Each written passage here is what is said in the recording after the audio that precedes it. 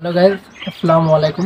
আশা করি সকলে ভালো আছেন। তো আপনারা বর্তমান যুগে এসে, ডিজিটাল যুগে এসে, যদি আপনারা সেই অ্যানালগ যুগের, সেই মধ্যপ্রাচ্য যুগের সেই সময়কার মানুষের মতন কথাবার্তা বলেন, তাহলে তো হবে না। আপনারা এখন নতুন করে কি বলতেছেন যে আপনারা যুদ্ধ করে দেশ স্বাধীন করেছেন। আসল কথা হচ্ছে, বর্তমান যুগে যারা আপনাদেরকে নিজের জীবন দিয়ে দেশ স্বাধীন করে এই দেশে বাংলাদেশ নামকরণ করেছে নিজের রক্ত দিয়ে, তাদেরকে আপনারা মূল্যায়ন দেন না, ঠিক আছে? তারা যে এখানে শুয়ে আছে তা আপনারা নিজেরাও জানেন না।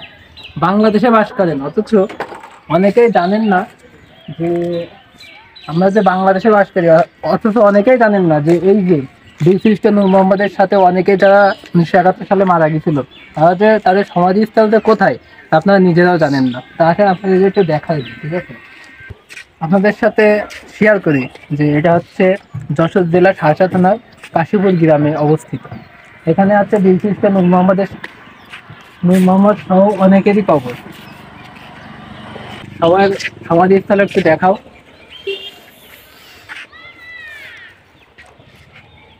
এই যে এখানে সবাই আপনারা অনেকেই জানেন না যে এই যে সমাধিস্থলটা কোথায়, অনেকেই জানেন না। তো আপনাদেরও জানা উচিত।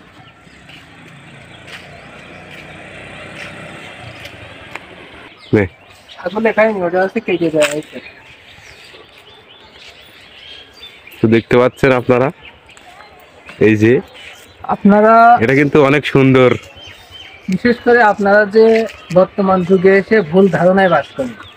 যুদ্ধের সময় যার প্রথম প্রধান অবদান ছিল তিনি হচ্ছেন এই বীর শ্রেষ্ঠ নূর মোহাম্মদ শেখ। এই যে এখানে খোদাই করে লেখা আছে। যার অমর কঠোর পরিশ্রমের মাধ্যমে দেশ স্বাধীন হয়েছিল, কিন্তু তার অবদানের কথা কেউই মনে রাখেনি। অবদানের কথা কার মনে রেখেছে?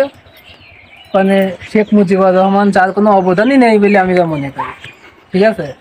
শেখ মুজিবুর রহমান, মানে এ রহমান ও রহমান, যাদের কোনো দেশের প্রতি কোনো সামান্য পরিমাণ, বিন্দু পরিমাণ কোনো নামই নেই ধরতে গেলে চলে, আর তাদেরকে আপনারা মূল্যায়ন করেন। যারা এই যে জীবন দিয়েছে তাদেরকে আপনারা ভুলে গেছেন বর্তমান যুগে এসে। এটাই হচ্ছে বাংলাদেশের মানুষের বর্তমান সমস্যা।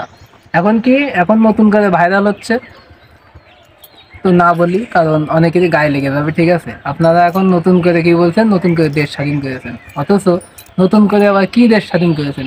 ওটা তো দেশ থেকে স্বৈরাচারীর পতন ঘটিয়েছেন, যে দেশের মানুষের সঠিক বিচার, ন্যায় বিচার পাচ্ছিল না, কিন্তু স্বৈরাচারীর পতন ঘটিয়েছেন তিনি। বর্তমান যুগেও কি এখনো পর্যন্ত থানায় থানায় বলেন, পুলিশের কাছে বলেন, কারোর কাছে গেলে কি আপনি ন্যায় বিচার পাচ্ছেন না?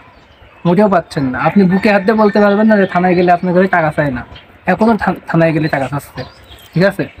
তো ভিডিওটা এই পর্যন্ত শেষ করি। যদি কারো কোনো বিষয়ে জানার থাকে অবশ্যই কমেন্ট করবেন, আর ভিডিওর ভিতরে ভুল ভ্রান্তি হলে অবশ্যই কমেন্ট করে জানাবেন। ধন্যবাদ।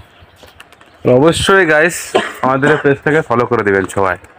ভালো থাকবেন।